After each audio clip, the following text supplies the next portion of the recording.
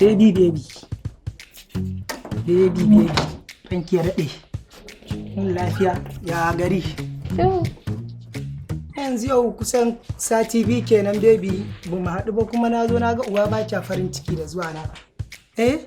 Ina ta maka yanzu dai ba wani abu bane ba baby ya kani zuwa na in tambaye ki kin iya tuki? Baby tambaye ki nake kin iya tuki?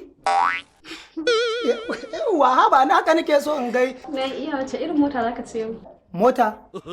Hawa baby. Ana zaune lafiya mota ina gaya miki ina rike kifat. Kina maganan mota? Kanin baban mu ne ya zo min da buhun masara daga ƙauye. Shine nake tambaye ki kin iya tukin tuwo? Dalla mallan dakata tukin tuwo me zan maka? Tukin tuwo nake tambaye ki. Tukin tuwo? Ka ma raina min hankali kenan. Dalla mallan matsa ka bani guri matsa.